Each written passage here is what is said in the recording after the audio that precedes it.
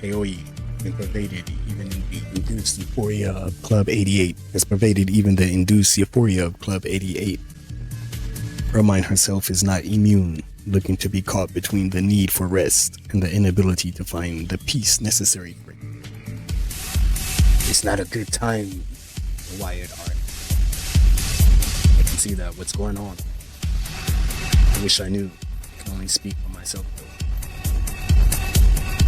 I don't know about the rest of them. I'm dead on my feet. Like a solid 6 hours, but it was hardly restful sleep. My dreams, like none I've ever had before. Vivid, more real than me standing here. Memory refuses to leave. I was 20 years younger, young, absolutely at home in my own skin, and happier than I remember ever being, positively glowing. There was a man with me. It was Henry, but not the Henry I knew. This was Henry as he might have been if he had never goblinized, handsome, well-dressed, perfectly human.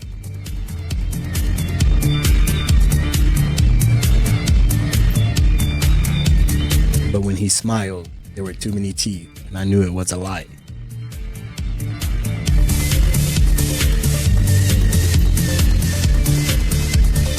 Then I woke up, clutching my stomach, feeling for bite marks that weren't there.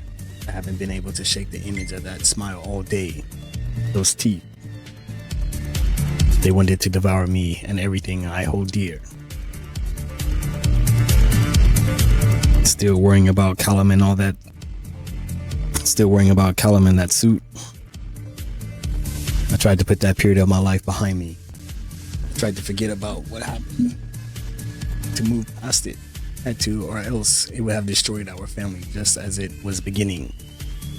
Some truths are best left buried. I can live with the shame. It was my own stupid mistake, but it should have ended there. That should have stayed in the past. But this man will not be denied. He will lure Callum with promises of fortune, power, prestige. He will offer him things I never could, just as he once did with me. Callum feels alone here, just as I did when Henry was away at sea. I'll kill this man before I let him take my boy from me. I don't care who he is or what right he may claim. I suppose this is why I'm not sleeping well. The dreams. Perhaps a little business would take your mind off it all.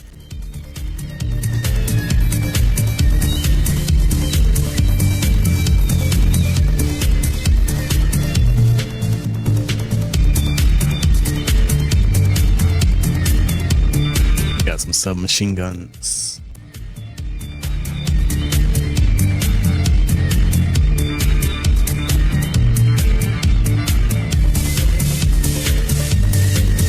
I like the submachine guns, but their damage is pretty weak.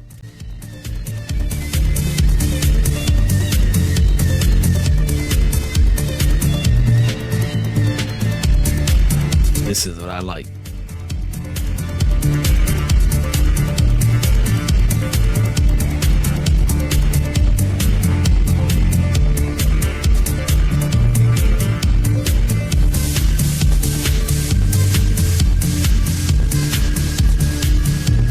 What is my range combat?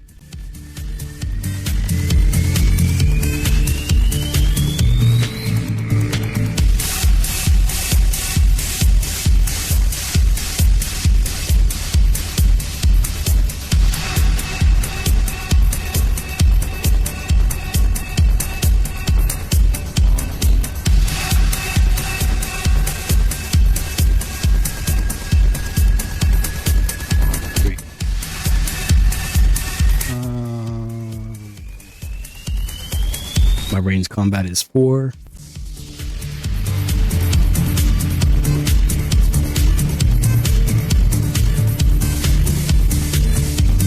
Shotgun 4. Dodge 4. I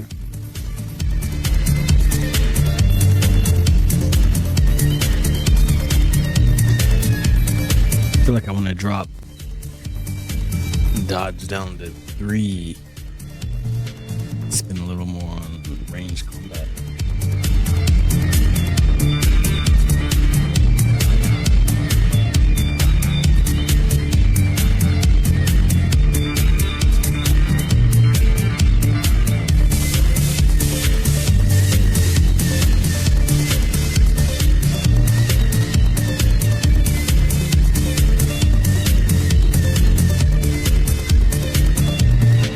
Shall we revert? No.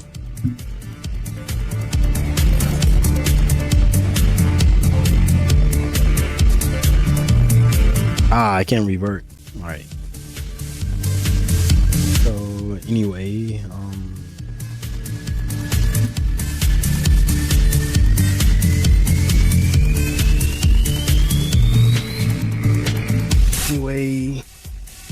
range combat is 4.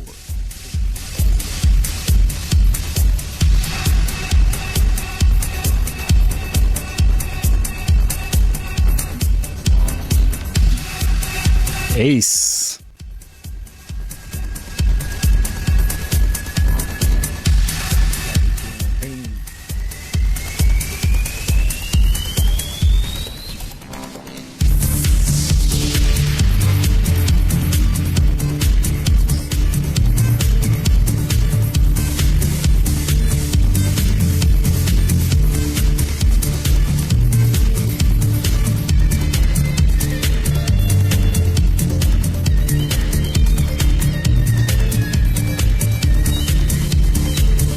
Actually not bad.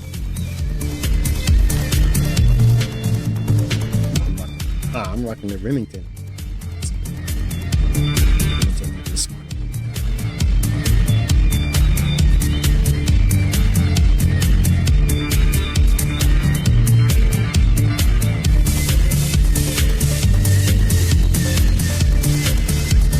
However,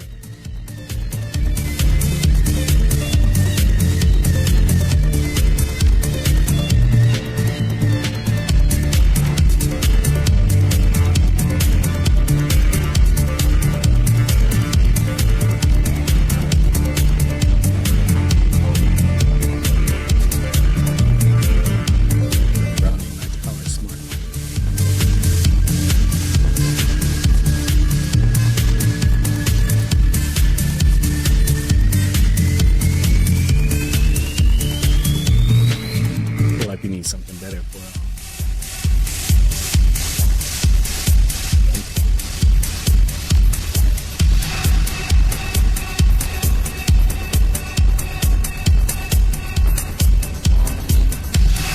I can switch to my other character.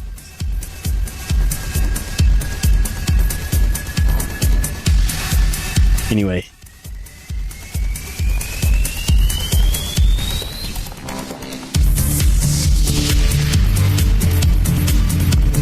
we gotta go to the stash to actually check it.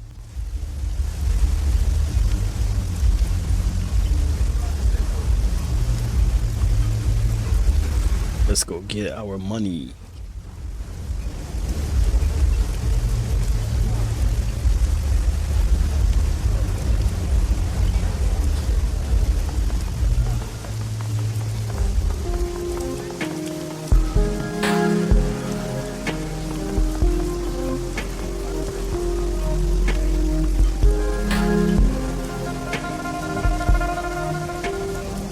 Where's Auntie's shop?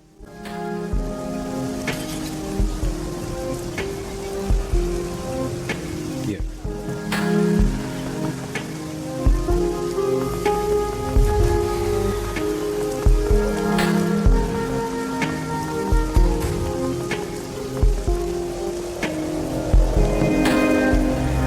Captain Jomo is busily playing some kind of gambling game on his comlink. It beeps and flashes as he taps away. Come on, Jomo, win, not lose. Maybe buy yourself that new hat. He doesn't appear to have noticed you at all. The game makes a sad, defeated noise. Jomo curses under his breath, nose wrinkling in disgust. Finally, he seems to notice you. Stupid game, always. It cheats me. Never a good hand. Now, kindly Chang sends you. Ha. You need Captain Jomo to take you to play pirate? Not right now. But we need to go to Auntie's shop, which is right here. Because we got to get that money. We got to get that money, son.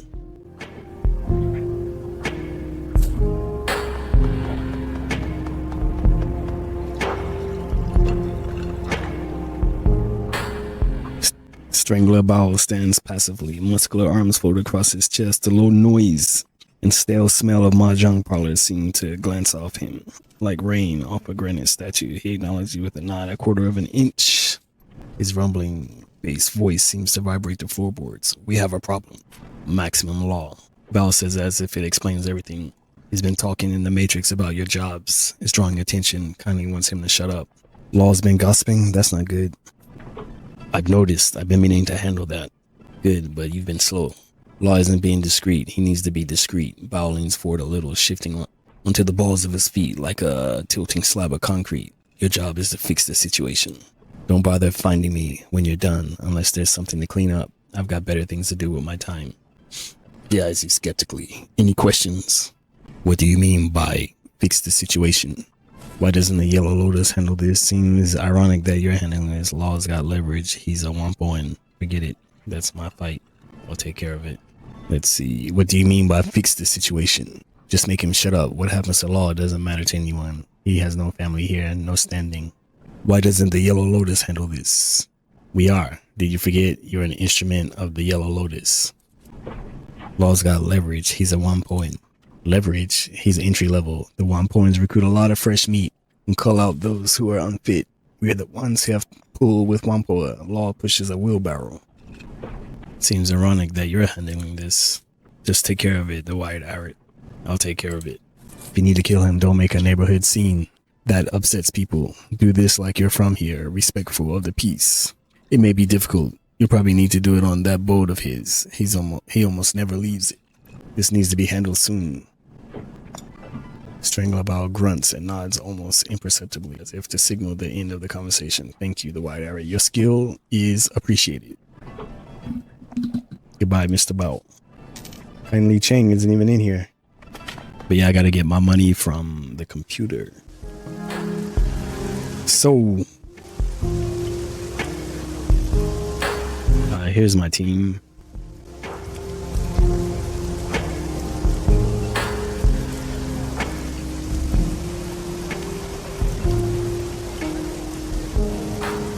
I feel like this dude needs a better...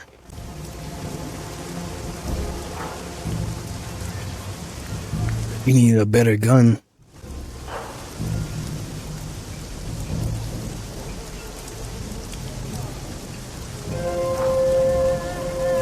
Got you.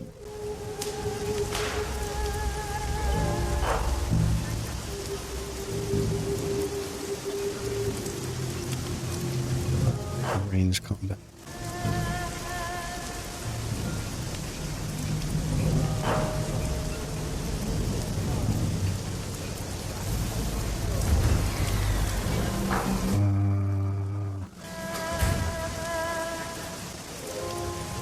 I can check their stats in more detail.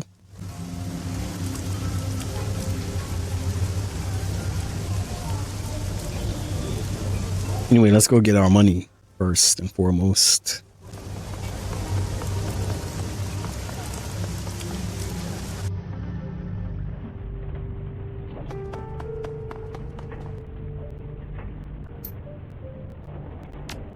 What? Open jobs directory. Claim payment for the Ares prototype run. 2K. I confess that I am very pleased with your work. It is not every runner who could have pulled off a job of this magnitude. Well done.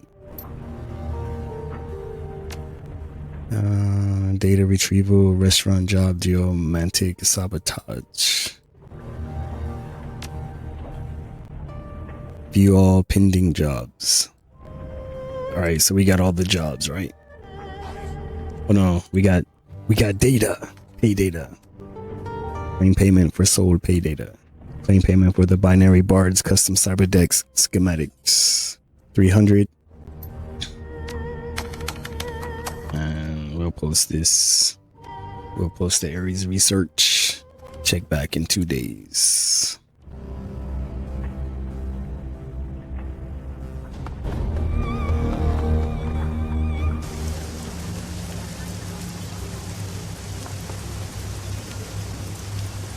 Should see possibly getting a new drone. Oh, maximum law.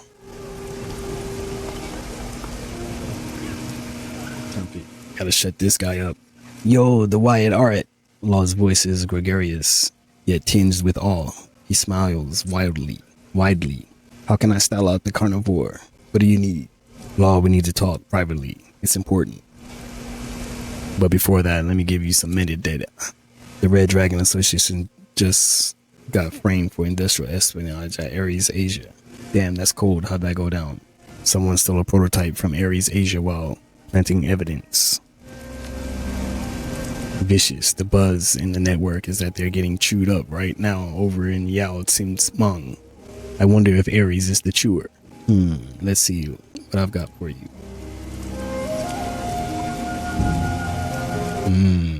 Take decrypt level 1.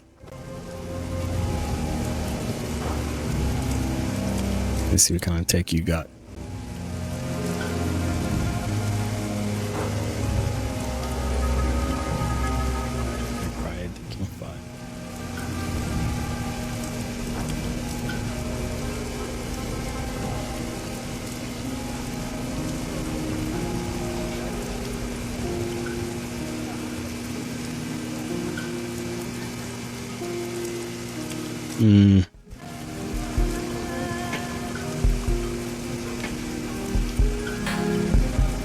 Law, we need to talk privately. It's important. Yo, I'm your man for that. Law glances around with an almost comic furtiveness, bulky goggles weaving. Here, I can't leave the palace. That's okay, we can talk here. Just keep your voice down and turn off your open sign for a moment. Yo, you got it. Anybody ever tell you you're kind of a spooky guy? The Wyatt Art? You kind of are. Law's boat obscures you from the shore, and his bulky piles of tarp shielded electronics somewhat obscure you from the boardwalk. Concealment is poor and dynamic at best, but at least the lanes of visibility are confined. I dig this shadiness. I dig it. Now, I am your man for serious business. What's up? You've been talking about me and my team on the BBS, and people are sniffing around.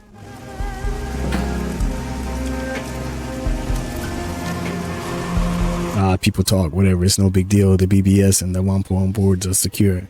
This is what Wampoa does. We handle info, and right now, your face is golden in Wampoa. And I hit the etiquette Shadowrun. The BBS isn't secure. It's not supposed to be. What do you mean? They're data havens. You're not actually a Decker, are you? The data havens are anonymous and hardened, not secret. Corporate Deckers and bots crawl them. Johnsons use them as much as runners do. That's part of why they're able to survive. Havens like the BBS are no man's land where very dangerous parties meet to carefully trade information. We'll go with this one. You're serious, aren't you? Oh no. Oh fuck, man, what have I done? He swallows hard. Sweat runs and streams down his face. From under his VR goggles, he breathes heavily. A quick glance around reveals that there's a lull in the usually busy foot traffic on the nearby docks. Only a few people are in sight. This may be the only opportunity to kill him. Well, I'm not going to kill him. You're an asset to Haoya and Wampoa, but you need to be discreet. Can you be discreet?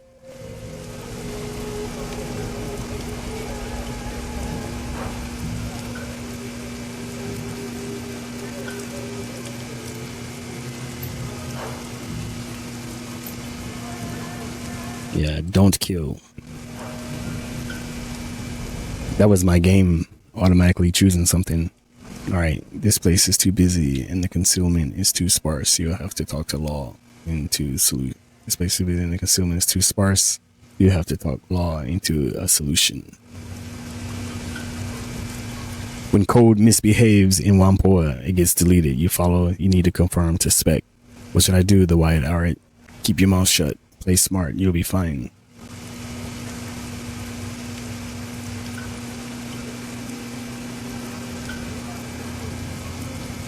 I suggest you get it quickly and quick.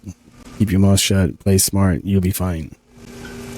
Maximum looks like he's about to be sick. His voice is faint. Thanks, Wyatt Art. Don't mention it. Just keep your chin clean. It's funny that chin means a private part in Japanese. A male private part. All right, I want to check out some droids.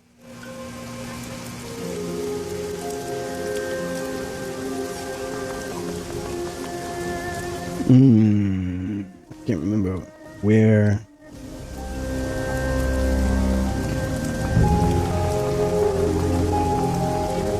That's maximum law.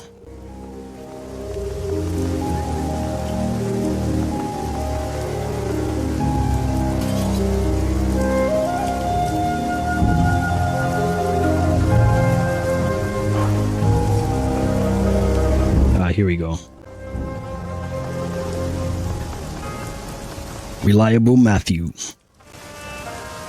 Let's look. Matthew has returned to his languid, slightly wild-eyed state of bliss. He flashes you a winning smile. Hey, beautiful. Phew. Don't you worry. I managed to sneak off to Ambrose and get my medicine. I'm back. Let's look at drones.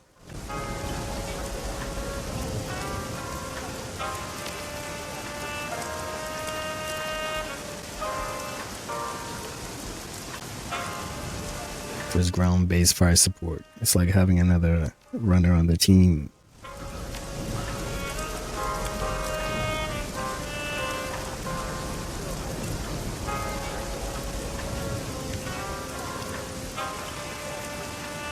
So I got the Doberman MK2.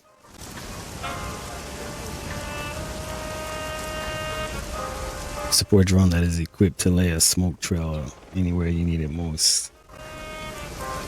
The assault version of the classic Doberman drone, its turret has been modified with a burst fire for short range skirmishes.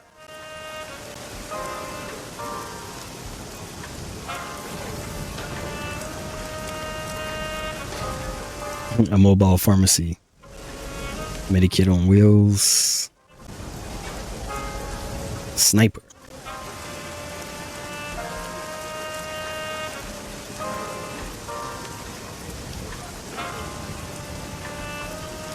I got the Strato MK2.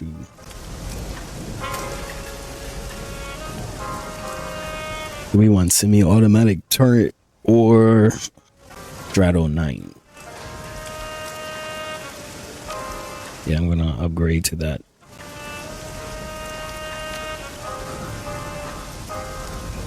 And I'm going to sell this one. I feel like I should sell the Doberman too. Upgrade it.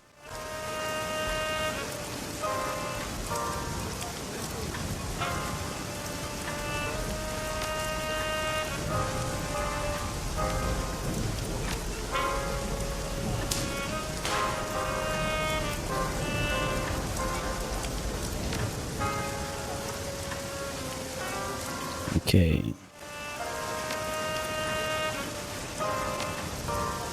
See what else you got. Still got 2K.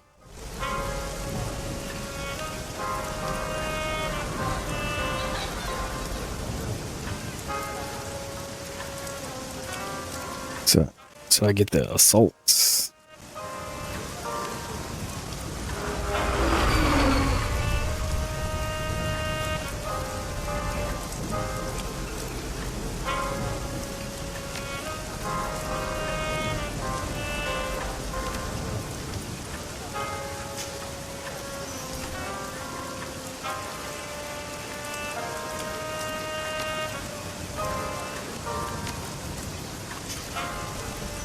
And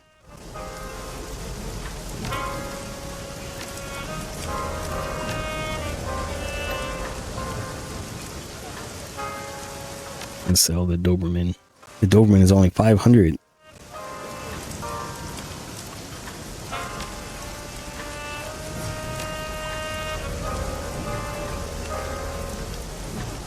Still feel like we need more guns.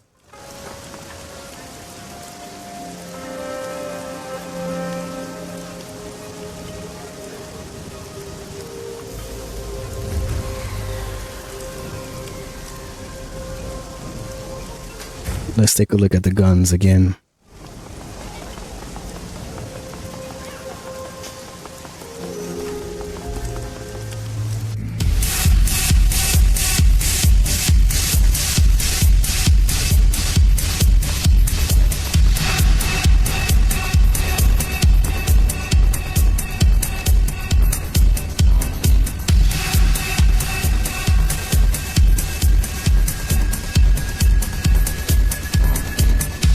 Remington Room Sweeper,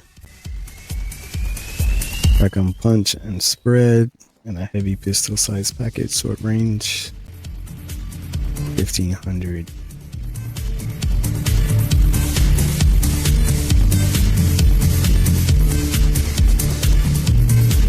So Remington Room Sweeper is basically the Desert Eagle of the Shadowrun world. What kind of assault rifles do we have down here?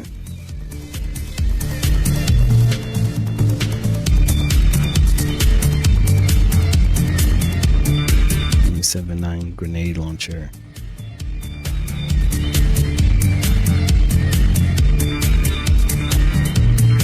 AK-97 Smart Link.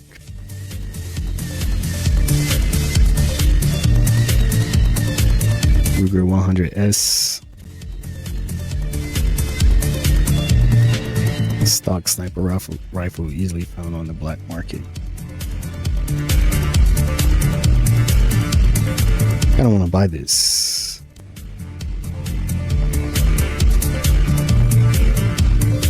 Ooh, I can give this to my homegirl. Range combat portable grenade launcher that fires mini grenades. Yeah, I'm gonna grab that.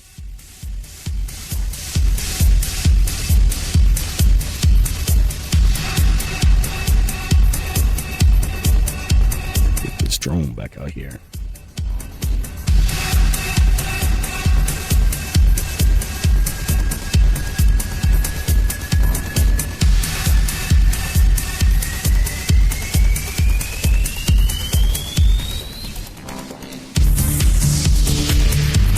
Can't remember how I can equip my team.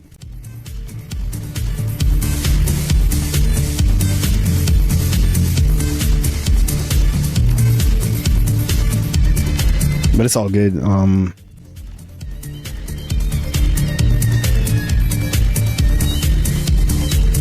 much money do I have left?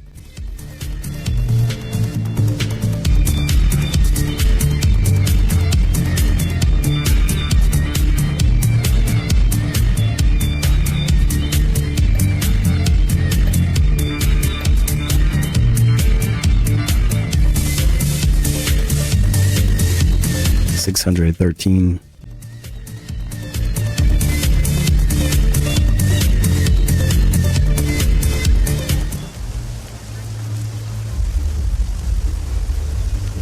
What's going on with this human transient over here?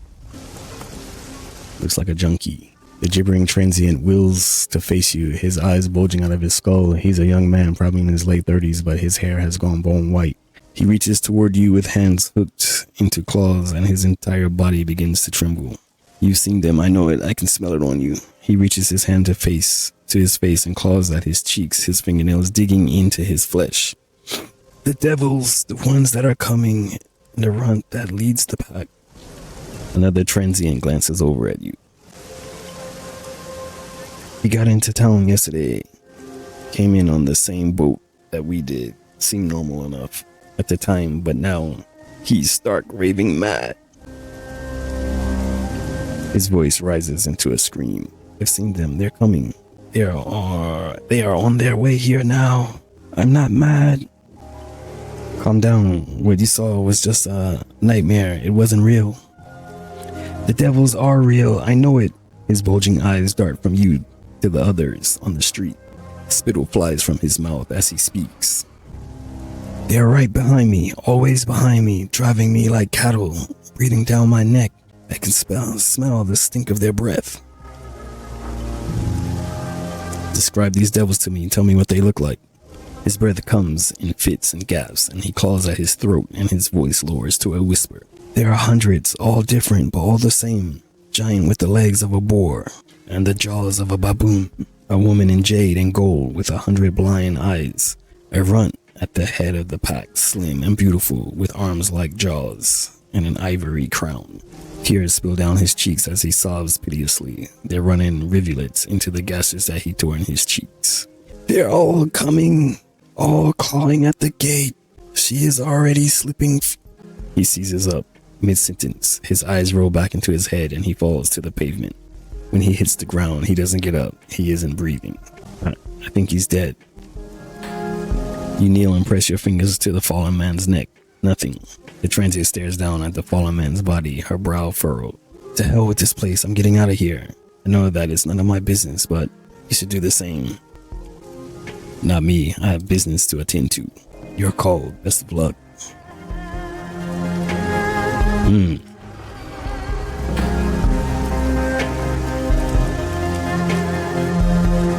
Let's get back to the ship. Get back to the ship and try to see if I can change everyone's armor. Equipment. I forgot how to do it.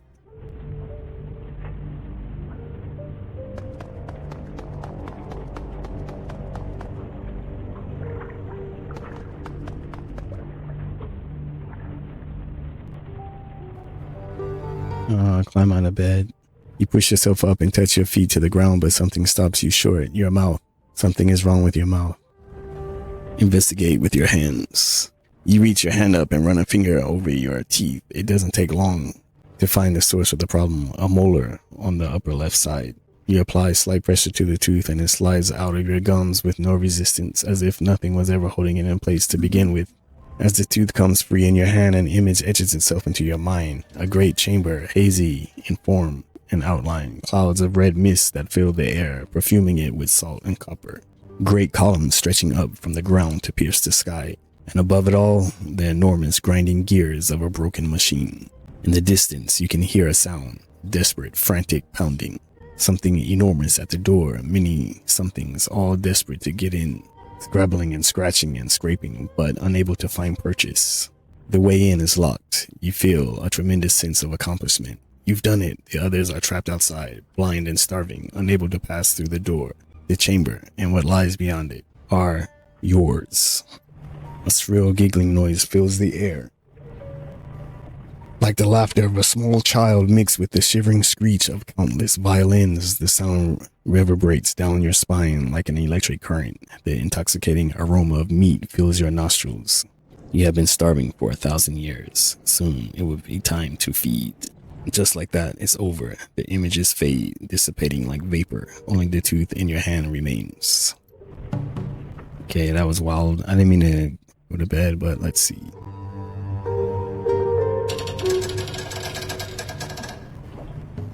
Yeah.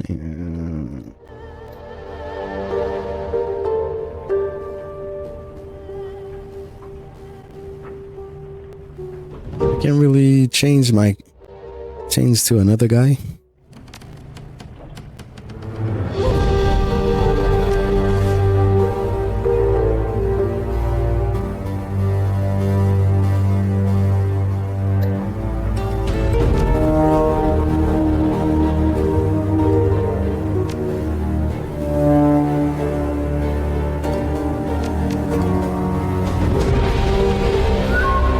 I guess I need to start a mission first.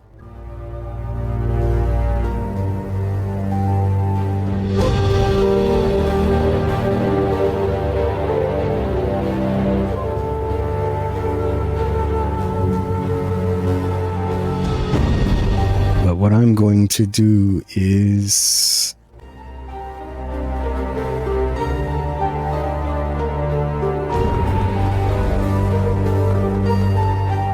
I could talk to my crew. They're gonna take forever. Talking to the crew takes forever, man. I will talk to them, but I want to get a gun for Raptor, maybe.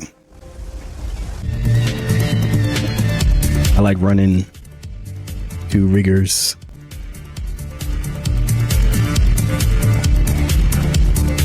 But Raptor's main weapon, weak.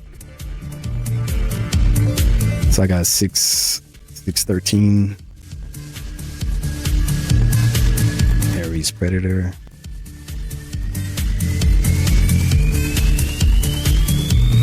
Beretta Model 70.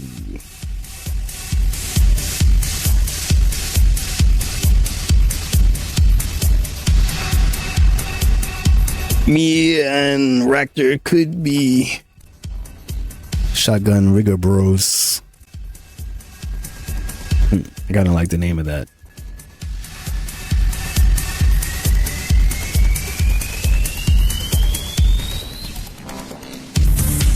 But in fact, Raptor never gets up close.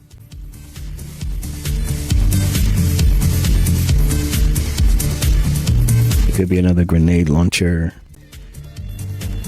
But he's a pistol guy, so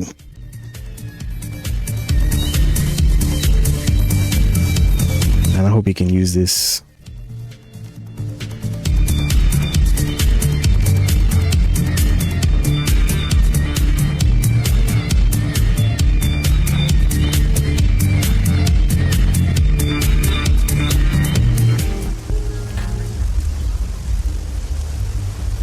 And do this or talk to the crew. I think we go and talk to the crew. Wait, what time is it?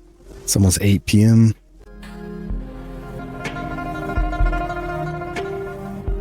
Let's go talk to Raptor since we finished his mission. Ah, my friend, you have done an admirable job. An admirable job indeed. I've already incorporated the technology that you've recovered. A stolen tech into a new chassis that I'm fabricating for Koschei. Glad to be of help. You will be, my friend. He tips his cigarette. A cone of burning embers tumbles to the ground. Very glad indeed. The next time we take to the field, you can expect to find Koschei's combat effectiveness considerably improved. He has become truly deathless, just as his namesake was in the legends. When he takes damage, he will mend himself before your eyes. That sounds incredible. Can't wait to see it in action. Nor can I, my friend. He turns back to the whirring machines that fills his shop, watching their progress with hunger in his eyes. Nor can I.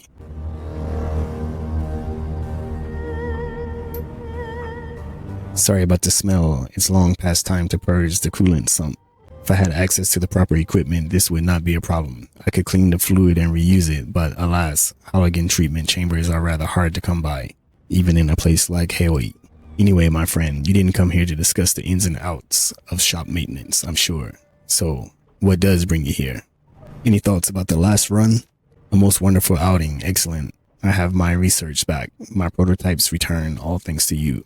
I suppose that I could complain of Taylor and Hardingen's absence. I would have greatly enjoyed commanding Koschei to feed them their own entrails, but this is a small matter. I have my research and I will catch up with them soon enough. Your choice to give away the laser prototype that we discovered confuses me though.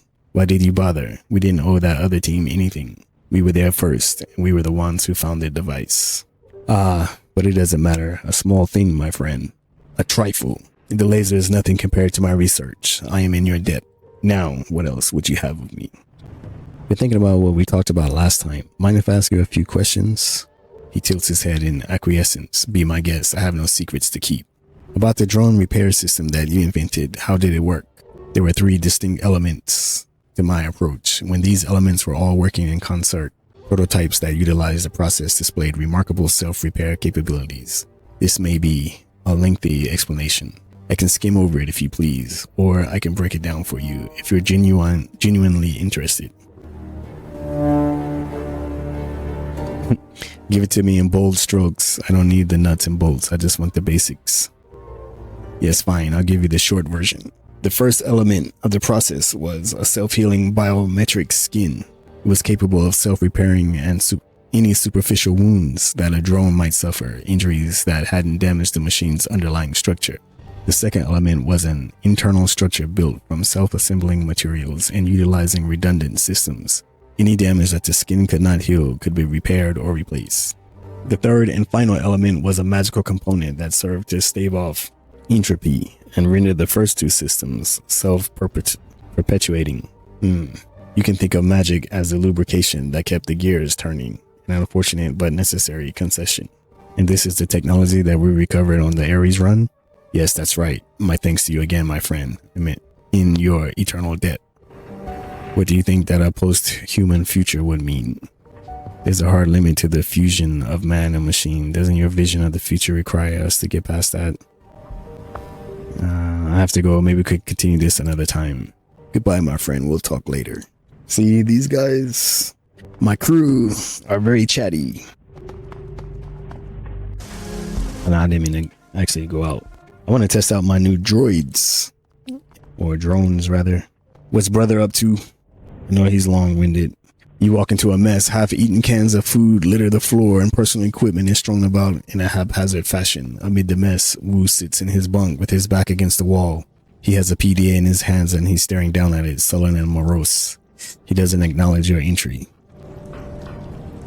Want me to come back later? Doesn't matter. Go, stay, whatever. Come on, what'd you think of that last run? That was some real cloak and dagger shit, wasn't it? Being a high-tech weapons research lab, framing a triad for the run, dealing with other Shadowrunning teams. He shakes his head, smiling. Oh, and to top it all off, there was a laser gun there. A laser gun. If I didn't know any better, I think you'd enjoyed yourself. Hey, look, as a rule, I don't like running the shadows, given my choice. I'd walk the straight and narrow, but I'm going to be a if I'm going to be a criminal, this is the kind that I want to be, the kind with a laser gun. So I've got to admit, I was a little sad when you gave the thing to that other team. I mean, I get why you did it. Reputation is important and all that, but that weapon was an asset too. I don't know. It was a tough call. Let's hope that you made the right decision. Anyway, enough about that. Need anything else? What are you looking at on the PDA? A video of Edward's song. Where'd you get it? Isabel dug it up. It's archival footage from the Walled City project. What's he like? Younger. I mean, it's from 20 years ago, but he looks a lot younger and rich and powerful. And his name is Edward. Do you want to see it? Yeah, fire it up. Sure, why not? The footage shows a serious Chinese man in an expensive suit sitting behind a large solid wood desk covered in blueprints.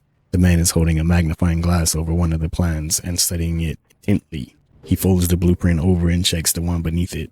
The nameplate on the desk reads Edward Song, Vice President of Special Projects. The video is rough and contains no sound. It may have been footage for a documentary that was never completed. The next shot is from some sort of planning meeting in a glass-enclosed conference room. The serious man is sitting at the conference table, pointing at a large map and looking up at the men standing around him. He's explaining something. They look at each other and nod, clearly impressed by what he has to say. The whiteboard at the end of the room bears the words, groundbreaking, 21st May, 2022, written in bold characters. Raymond's right.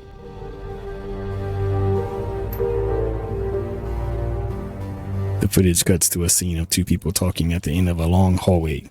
They don't appear to know that they're being recorded. It's the serious man, listening intently to what an older woman has to say, nodding with his arms crossed and his thumb at his lips. The woman is the same one that was in the tapped video called that Kylie Chang showed you, Josephine Song. She is somewhere in her late middle age, beautiful and very clearly in charge. The two look up at the same time, see the camera, and begin waving their hands for it to be turned off. The woman appears angry but cold. The video ends and Wu puts the PDA face down on his bunk. Wu shrugs his shoulders, searches your eyes. Who is that guy? The guy who cleaned us up, gave us a home. Not this guy. This guy is some corporate big shot. The man who raised me was a community organizer. He wore sweaters. Maybe when we find the plastic face man, we'll get some more answers. Until then, Raymond Black is Raymond Black, and this guy is someone else. Let's talk later. Suit yourself. And before you ask, yes, I'm good to go for our next run. I'm a professional Shadowrunner now.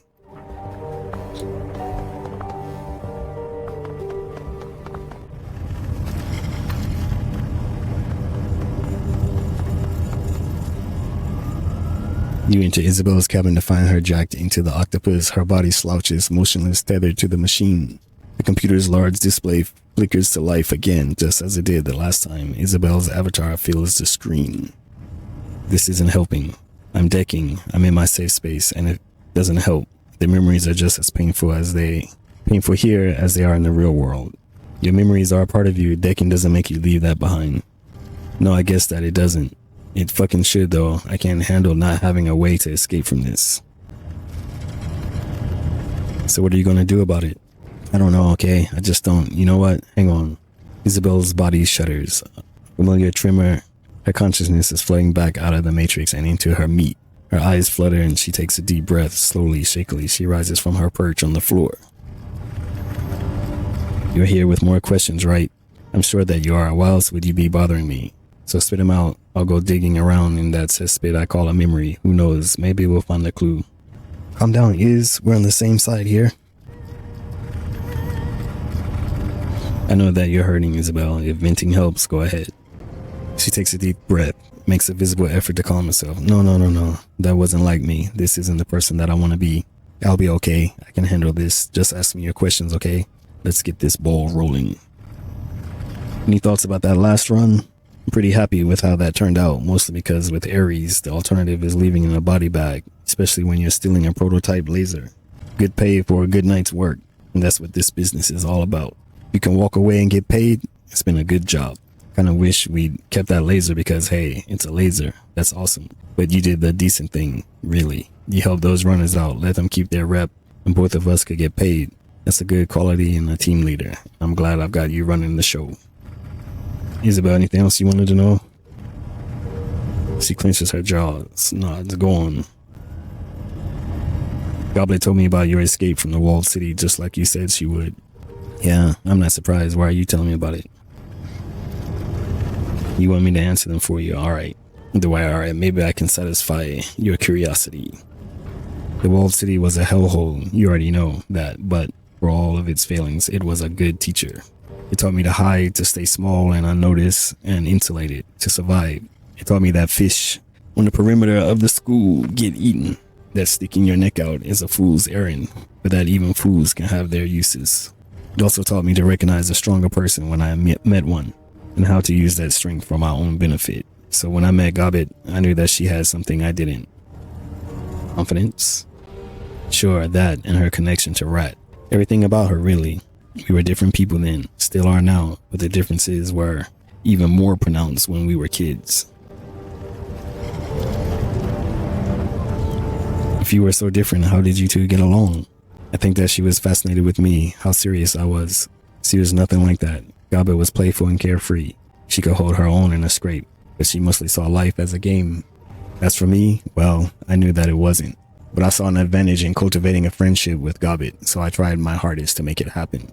It couldn't have been more than 9 or 10. I couldn't have been more than 9 or 10 at the time, but I saw her for what she could be. And what was that? My own personal road out of the walled city. A path to freedom disguised as a little girl with dreadlocks. And it turned out I was right. She pauses, her eyes flit to the ground, and she tightens her hands into fists. Ever since I unlocked these damn memories, I can't go 10 minutes without thinking about what might have happened if I hadn't followed Gobbet out of that place. It's like a vicious cycle running over and over in my head.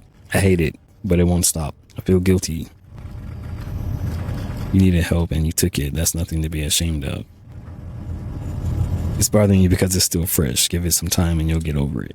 No, I won't. That's the problem with digitally stored memories. It'll always be fresh, like it happened yesterday. There's no sense in kidding myself. I'll learn to live with this, but it'll never get better.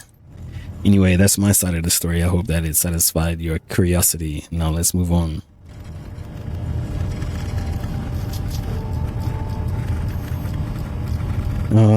Which one should we go for?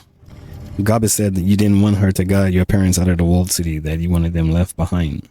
Yes, but not for anything that they'd done. My parents were good people. They fled Somalia to try and find a better life for their children. It wasn't their fault that they wound up in the walled city.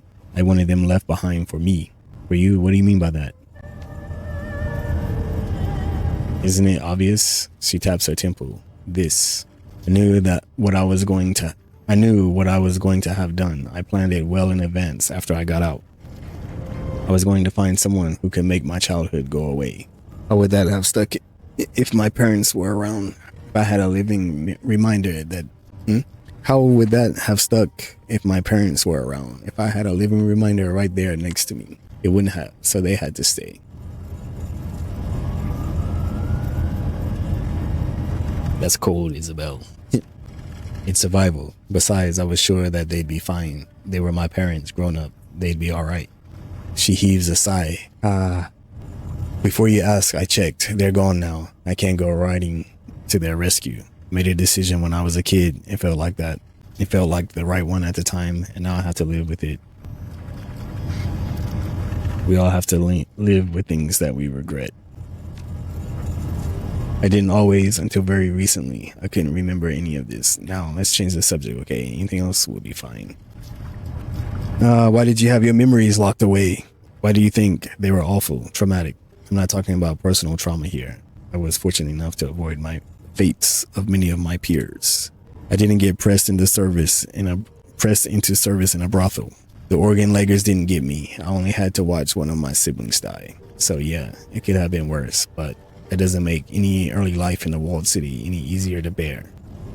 Hang on, you watched one of your siblings die?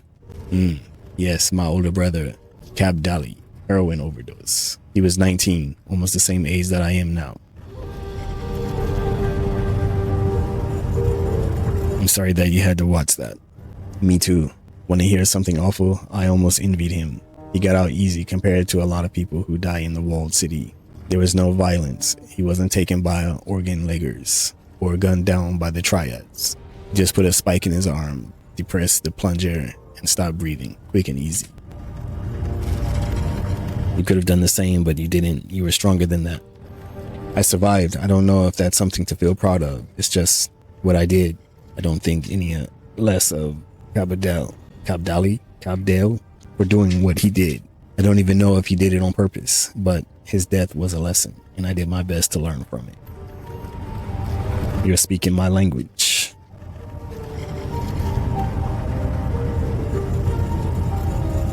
Everything that happened in my childhood was that way. A lesson in disguise, lessons about impermanence and the random cruelty of life, lessons about what a huge mistake it is to get attached and how to prioritize your own survival no matter what. I learned some of the same lessons when I was a kid. I know we all carry the same scars, you and me, and the gun show, and Gobbet. Some run bigger and deeper than others, but we've all got them. I don't want mine anymore. And that's enough of that. Ask me something else, the Wired. Alright, I don't want to talk about this anymore.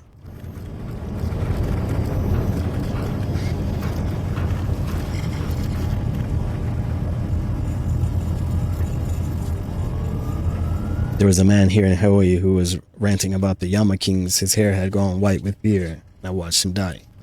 Yes, it happened when I was a kid too. Not often, but occasionally. People would have had bad dreams and then become obsessed with him, consumed by their own dread. When I was a kid, we viewed it as a kind of local malady, dream madness. It mostly affected people with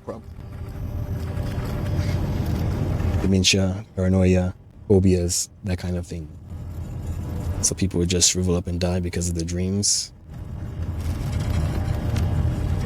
Basically, but like I said, it didn't happen often.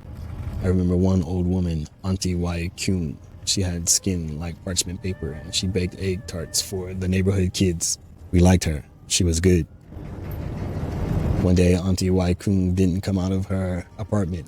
She was always up and about by 6 or 7 in the morning. It was part of her routine. For her to sleep past noon was unthinkable. Naturally, the grown-ups assumed that she'd passed in the night. She was old and frail. It was bound to happen sooner or later. So a neighbor, Mr. Ijide, went in to check on her and collect the body. What did he find?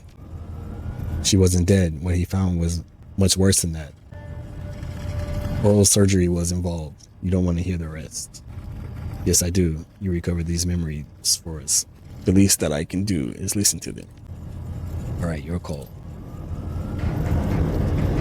Auntie Y. Kuhn had been busy that morning. She'd put her knife skills to work on her own tongue, carved it out, plated it, and ripped out most of her teeth for garnish. She'd bent down on a coal on the fireplace to keep from bleeding out. Damn. My God, I warned you. You wanted to hear it anyway. Now you've heard. At least you didn't have to see it. Before you asked, she had a reason for doing what she did. She was trying to protect herself from Qianya. How so? The old story said that Qianya would claim you as a slave by tying your tongue into a knot. No tongue, no slavery. The old lady didn't want to take any chances. Unfortunately for Mr. Ejide, she didn't want him to take chances either. She was a sweet old thing, always looking out for her neighbors. Thanks to the dreams, she knew what was at stake. She wanted to help. The other adults didn't make it into Auntie Joaquin's apartment in time to save Mr. Ejide's jaw. It was hanging by a thread by the time they got there. She'd always had a steady hand with the cleaver. Did he live? Yes, but I think he wished that he hadn't. Replacing a jaw is expensive, and Mr. Ejide had no money. He had to settle with a life of miserable silence, hiding the wound in his face and slurping broth for a tube.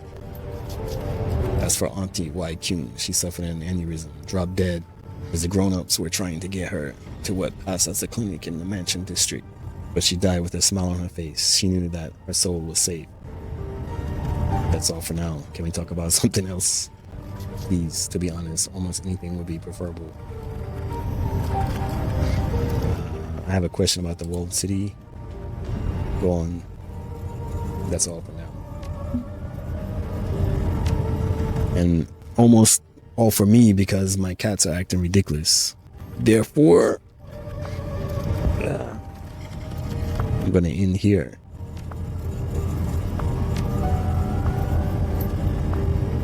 All right. I'm gonna go grab that other mission and get out of here.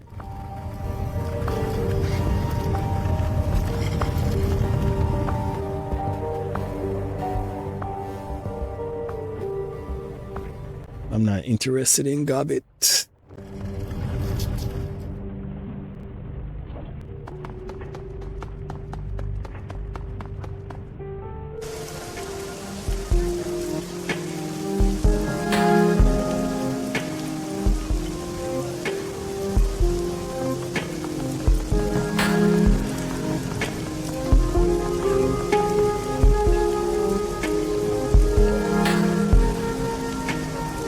Head to the MV Nelchi.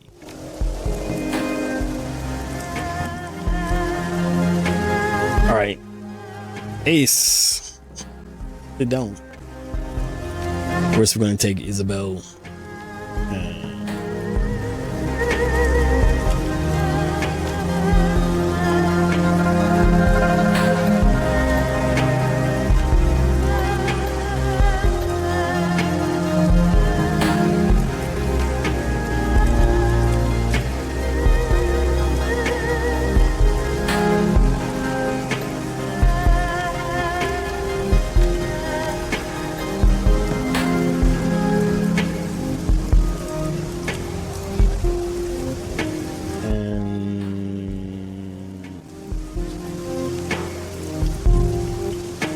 Take back there and Duncan.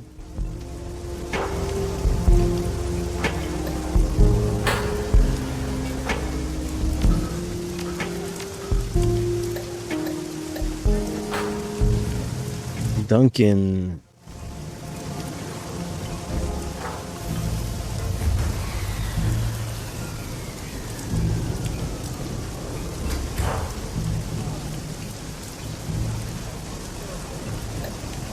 Duncan doesn't have any cyberware. Okay, that's good.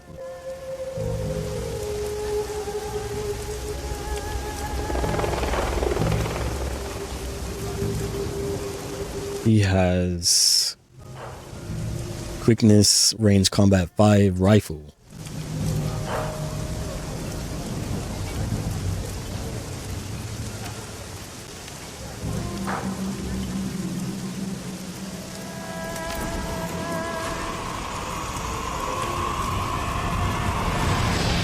Raptor has a Raptor submachine gun.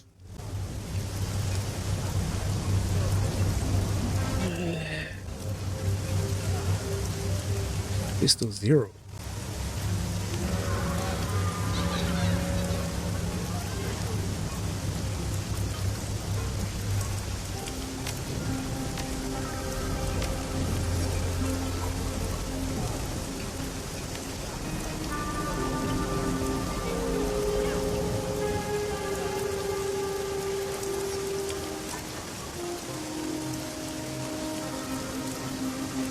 Wait, hold on.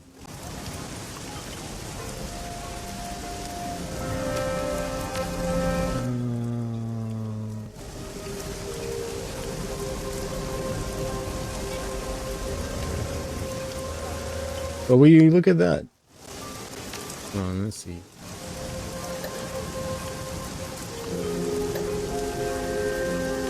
Where did you look at that? Isabel has pistol 4.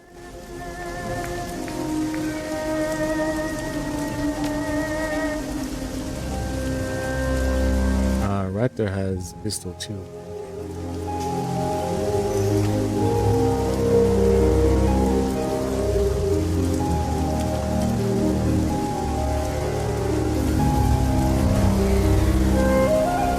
And Duncan has rifle. Oh, who's the submachine gun guy?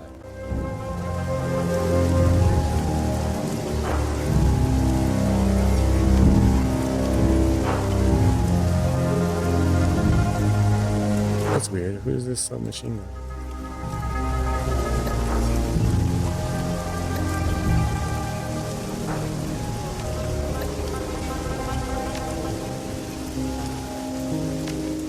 I don't know.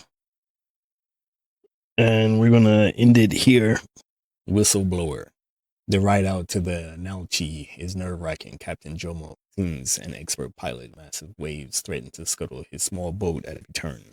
Deep thunder rolls in the distance, and at the edge of your vision, lightning occasionally illuminates your target, the MV Nauchi. As Jomo pulls your small craft directly up to the bow of the Nauchi, where you're least likely to be spotted, he throws a rope ladder up over the side, hustling you aboard before pulling you away. Time to get to work. Okay, here we can adjust our team. Oh, I can't change it. Can't change our weapon. Ah, yeah, I can, actually. Phew, I thought I couldn't change it. That would have sucked. I don't know. This is Raptor. Oh, Raptor, you can't use that. Can I give it to Duncan? How can I see his stats? Want to be able to give Raptor an even better weapon, though. All right, we're gonna get out of here. Everything is blue. His pills, his hands, his jeans.